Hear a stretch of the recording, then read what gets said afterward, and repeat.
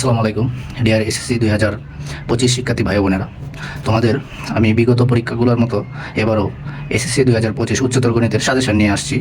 তো আশা করি তুমি আমার আগের ভিডিওগুলো দেখে একটু আশা পাবা যে সাজেশন থেকে একটু কমন পড়ে ইনশাল্লাহ। তো আমি মূলত তোমাদের মাত্র 20টি টপিক রাখছি। এই 20টি টপিক পড়লে উচ্চতর গণিতে ইনশাল্লাহ 100% এ প্লাস তোমরা পাবা। তাহলে বেশি কথা না বলে আমরা শুরু করে দিই।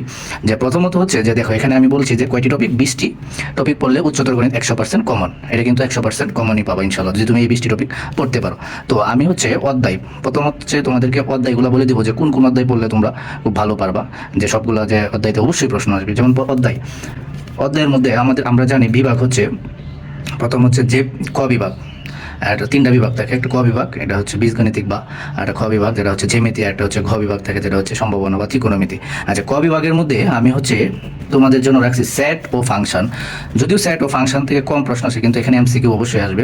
তারপর 2 নম্বর বীজগণিতিক রাশি। এখান থেকে একটি প্রশ্ন, এক সেট প্রশ্ন শিওর আসবে। এরপর অসীম দ্বারা অবশ্যই এক সেট প্রশ্ন আসবে। তারপর দ্বিপদী বিস্তৃতি। এখন কথা এই যে 4টা এখানে বীজগণিত ক বিভাগের জন্য রাখছি, এই 4টাতে তোমরা অবশ্যই 3টি প্রশ্ন পাবা, 3টি প্রশ্ন অবশ্যই পাবা। তারপর 2 নম্বর খ বিভাগ। খ বিভাগ জ্যামিতি, 3য় অধ্যায়টা অবশ্যই এক সেট প্রশ্ন আসবে। 4র্থ অধ্যায় যেমন জ্যামিতিক অঙ্কন, এখানে ওই যে উপপাদ্য আর কি, জ্যামিতিক অঙ্কন। এরপরে স্থানাঙ্ক জ্যামিতি এবং সমতুল্য ভেক্টর। এই 4টার থেকেও তোমরা অবশ্যই 3 সেট মানে 3টি প্রশ্ন কমন পাবা।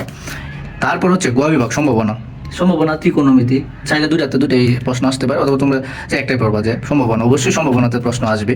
তারপর আমরা তোমাদের সাথে কথা বলবো যে টপিক, কোন কোন টপিকগুলো পড়লে অবশ্যই তোমরা কমন পাবা। ঠিক আছে, তাহলে আমরা সেট যে অধ্যায় টপিক মানে সেট ফাংশন। আমরা যেহেতু সেট ফাংশন রাখছি, তাহলে সেট ফাংশন দেখো। সেট ফাংশনতে বিপরীত ফাংশনের যে অঙ্কগুলো আছে এইগুলা পড়বা। আর একটা তোমাদের ফাংশনের ডোমেন ও রেঞ্জ, আমাদের জেনারেল ম্যাথে যেগুলো পড়ছি এরকম টাইপের আর কি। এই 2টা টপিক পড়লেই এনাফ, সেট ফাংশনের আর দরকার নেই। তারপরে আমরা বীজগণিতিক রাশি, অবশ্যই প্রশ্ন আসবে। এখানে আমরা পড়বো ভাগশেষের যে উপপাদ্য আছে, উৎপাদকের যে উপপাদ্যগুলো আছে, তারপর এবং তা প্রয়োগ করে বহুপদী উপপাদ্যের বিশ্লেষণ। এই টাইপের যে অঙ্কগুলো আছে তোমরা এগুলো পড়বা। আর বহুপদীর ধারা, এইগুলো পড়বা। এগুলো মূলত তোমরা কোন থেকে পড়বা, যে তোমাদের যে বিভিন্ন ধরনের টেস্ট পেপার আছে ওইগুলোর যে বিগত সালের প্রশ্নগুলো আছে এগুলো সলভ করলেই হবে। যে এই 2টা টপিকের প্রশ্ন সলভ করবা। তারপর জ্যামিতি মানে 3 নম্বর অধ্যায় যেটা জ্যামিতি, ত্রিভুজের পরিকেন্দ্র, ভরকেন্দ্র, লম্ববিন্দু সম্পর্কিত যে উপপাদ্যগুলো আছে এগুলোর প্রমাণ ও প্রয়োগ।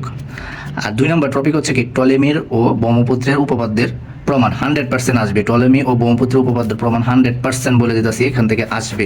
ঠিক আছে, তারপর জ্যামিতিক অঙ্কন। এই যে প্রদত্ত তত্ত্ব ও উপাত্তের ভিত্তিতে ত্রিভুজ অঙ্কন করো, প্রদত্ত উপাত্তের ভিত্তিতে এই যে বৃত্ত অঙ্কন করো, এই যে এগুলো আছে না, এগুলো পড়বা। এগুলো যে আমাদের অঙ্কন আর কি, উপপাদ্যগুলো। এগুলো তোমাদের বিভিন্ন সালের বোর্ড কোয়েশ্চেনটি পড়লে হবে। তারপর অসীম ধারা, অবশ্যই প্রশ্ন আসবে অসীম ধারার থেকে একটি। তাহলে দেখো, অসীম গুণত্বের ধারার সমষ্টি নির্ণয়, এটা পড়বা। আবৃত্ত দশমিক সংখ্যাকে অসীম গুণত্বের ধারা প্রকাশ করো এবং সাধারণ ভগ্নাংশে প্রকাশ করো। অবশ্যই এই 2টা টপিক বা এগুলোর মধ্যে যেরকম অঙ্কগুলো আছে টেস্ট পেপারে এগুলো পড়ে যাবা, তাহলে হবে। তারপর দ্বিপদী বিস্তৃতি, অবশ্যই একটি প্রশ্ন দ্বিপদী বিস্তৃতিতে তোমরা পাবা। এখান থেকে কেমন প্রশ্ন পড়বা? প্রশ্ন স্বাভাবিক সংখ্যার ঘাতের জন্য যে দ্বিপদী বিস্তৃতিটা করো এটা, আর প্যাসকেলের ত্রিভুজ অবশ্যই বর্ণনা করো। এই যে 2টা টপিক পড়লে অবশ্যই তোমরা এখান থেকে পাবা, আর পড়ালে অন্যগুলো টপিক পড়া লাগবে। তারপর আমরা দেখো স্থানাঙ্ক জ্যামিতি। স্থানাঙ্ক জ্যামিতির মধ্যে কেমন টাইপের, যে সরলরেখার ঢাল সমীকরণ নির্ণয় করা আছে না, এখান থেকে প্রশ্ন আসবে। এরপরে ধরো স্থানাঙ্কর মাধ্যমে বহুভুজের ক্ষেত্রফল নির্ণয়। এই যে বিভিন্ন ধরনের যে ক্ষেত্রফল নির্ণয় যে আছে এগুলো পড়ো, অবশ্যই প্রশ্ন আসবে। ঠিক আছে, তারপর সমতুল্য ভেক্টর। ঠিক আছে, সমতুল্য ভেক্টর থেকে একটা প্রশ্ন আসবে। আর এটা যে একটা ইজি চ্যাপ্টার, মানে খুব সহজ চ্যাপ্টার। যেমন ভেক্টরের যোগ ও বিয়োগ বিধি আছে না, এটা খুব ইম্পর্টেন্ট। হ্যাঁ, এখান থেকে। তারপরে সমান ভেক্টর, বিপরীত ভেক্টর, অবস্থান ভেক্টর এর ব্যাখ্যা। মূলত ভেক্টর অধ্যায়টা কিন্তু আমাদের ওই জ্যামিতির উপপাদ্যের মতো আসে, যেমন উপপাদ্যের প্রমাণ আছে না, ওইগুলোর মধ্যে আসে, প্রমাণ আসে বেশি আর কি, এরকম ব্যাখ্যা।